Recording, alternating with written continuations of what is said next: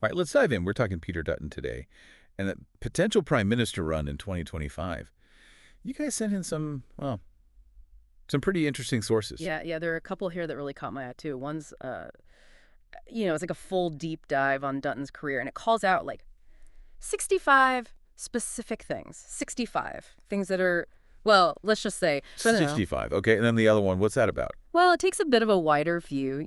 It's looking at this whole pattern of, well, they call it corruption within the LNP. So we're talking Dutton himself, sure, but also the whole party. You know what I mean? Okay, so basically trying to figure out, are we looking at a few bad apples here, or is it like the whole barrel? Right. And I guess for our listeners, how does this all play into the whole 2025 election picture? Okay, so let's start with that 65 reasons piece. What jumped out at you? Honestly, just the sheer number 65 controversies is. I mean, that's a lot. But it's not just the number, it's ubiuso. And it goes way back, like, to the very beginning. His first speech in Parliament, 2002, sets the tone for, well, for everything, really, he's talking about. Like, elderly Australians having to barricade themselves in their homes because of crime. Wow.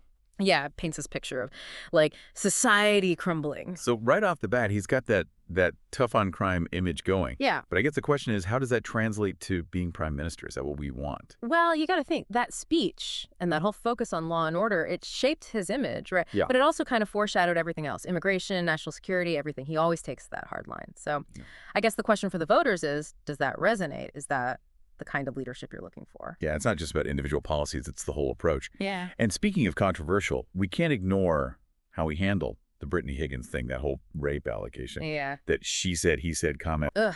Yeah. That was not a good look.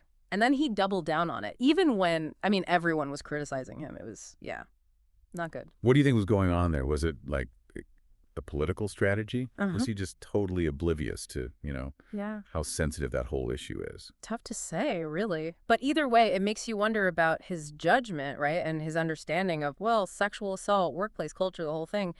And these are things that matter to voters, especially when you're talking about the top job, Absolutely. Okay, so that's raising some red flags about his judgment and sensitivity.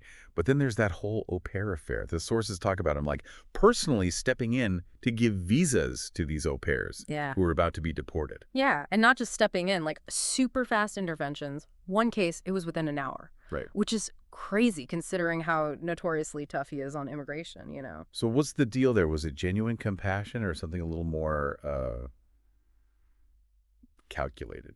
Well, there was this donation to the Liberal Party pretty much right after one of his interventions, so. Makes you wonder. Hmm. So maybe political favors. Hmm. And if that's the case, what's that say about how he might act as prime minister?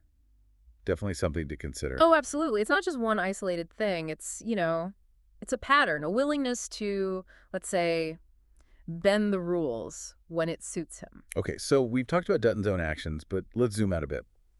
That other source, short history, Yeah. it goes into this whole pattern of alleged corruption within the entire LNP. What's the story there? Oh, man. It's pretty damning. Case after case of shady dealings.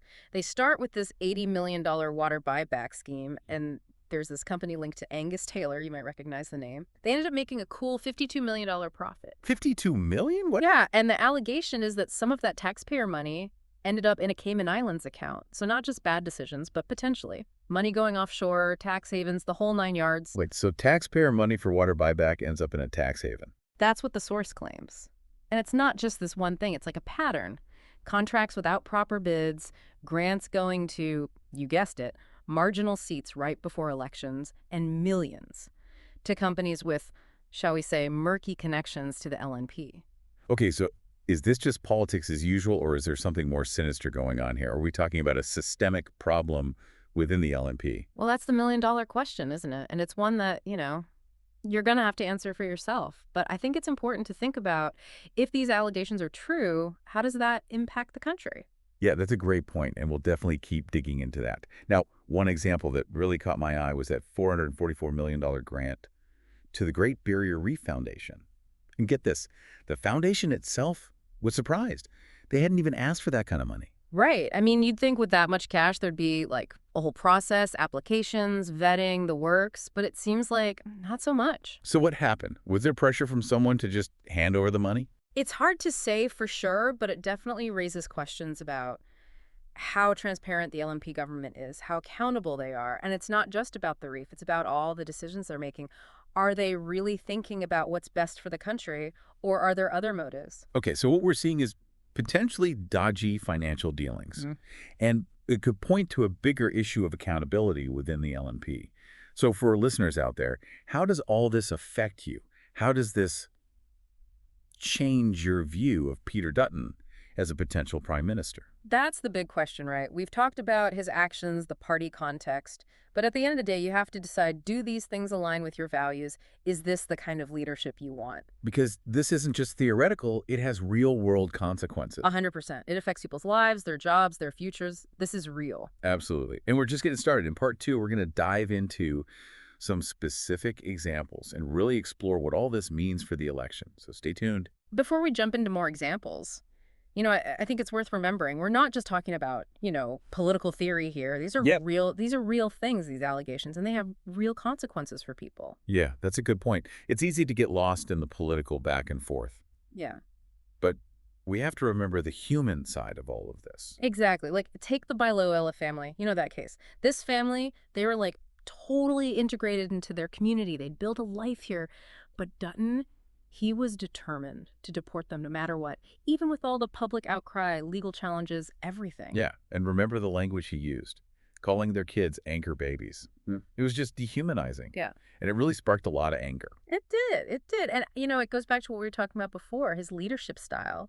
Does it really reflect what Australians value? It makes you think, what kind of leader uses that kind of language when they're talking about kids? What message does that send? It's a good question. And it's not, it's not just this one case. It's a pattern, right? It suggests that maybe Dutton's actions don't quite line up with those values of compassion and fairness that, well, I think a lot of Australians hold dear. Okay, so we've got the Bilola family, which really shows the human cost of these political decisions. But let's circle back to that issue of taxpayer funds being misused. We touched on the water buyback, but the sources.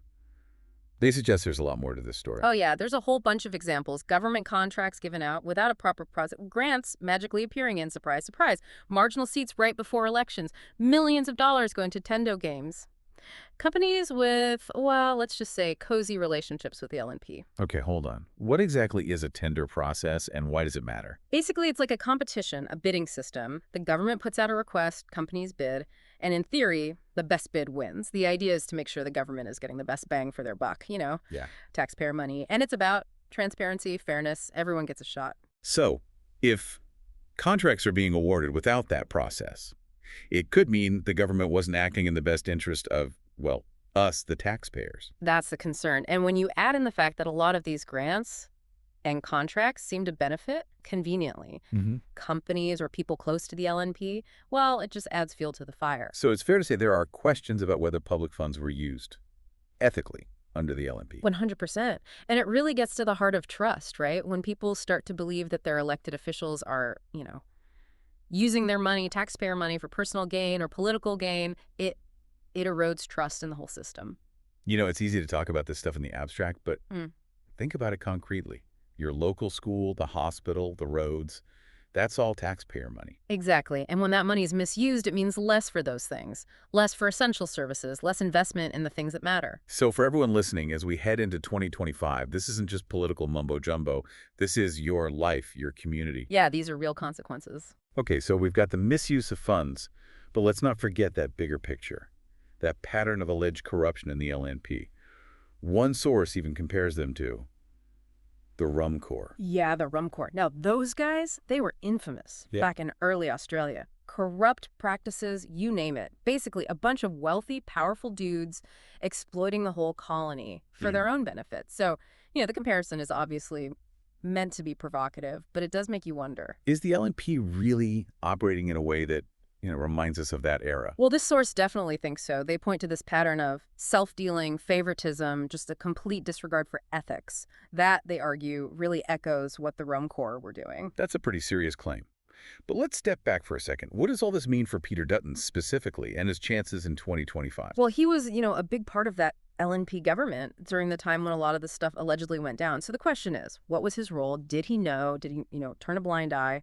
These are things voters need to consider. Because even if he wasn't, like, directly involved in anything illegal, the fact that he was part of a government with this kind of track record, it raises questions about his judgment, his leadership. Absolutely. It's about accountability. If you're the leader, you're responsible for your team, right? Sure.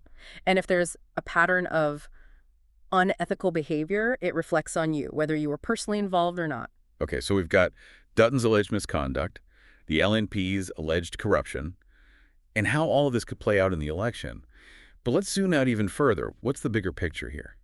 I think what we're really looking at is, a crisis of trust in Australian politics. When you have a major party facing these kinds of allegations, it undermines faith in the whole system. And that's a dangerous thing for a democracy, right? We need that trust. We absolutely do. When that trust is broken, it's really hard to get back, and Yeah. it can lead to cynicism, apathy, people just tuning out completely. So what's the solution? How do we fix this? It's a big question, but I think it starts with accountability. Those who have done wrong need to be held responsible. But it's also about making sure these things are less likely to happen in the first place. So not just punishment, but prevention. Right. We need stronger rules, more oversight, a culture of transparency and accountability in our institutions. So going into 2025, it's not just about choosing a prime minister. It's about the kind of political system we want. A system riddled with corruption, or a system based on integrity, fairness, accountability. That's the choice. So we've talked about a lot: misconduct, possible corruption, this whole crisis of trust in politics. I don't know about you, but it can be a bit much, Not disheartening. Yeah, I get it. It's easy to just throw your hands up and Yep. say, I don't get it. It's all messed up. Cynicism and apathy. They don't actually solve anything. They usually just make things worse. So what do we do then? If we're feeling disillusioned, what's the way forward? Well, I think step one is recognizing that we all have a role to play. Your vote, that's powerful. It's your way to hold these folks accountable, to demand better from our leaders. Yeah, but voting isn't the only thing, right? No way. There are so many ways to get involved.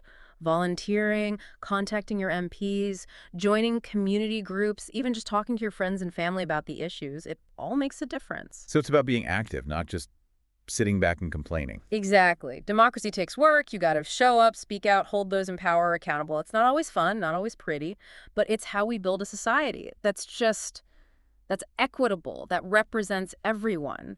Going through these sources, it really hit me how out of touch the LNP seems to be.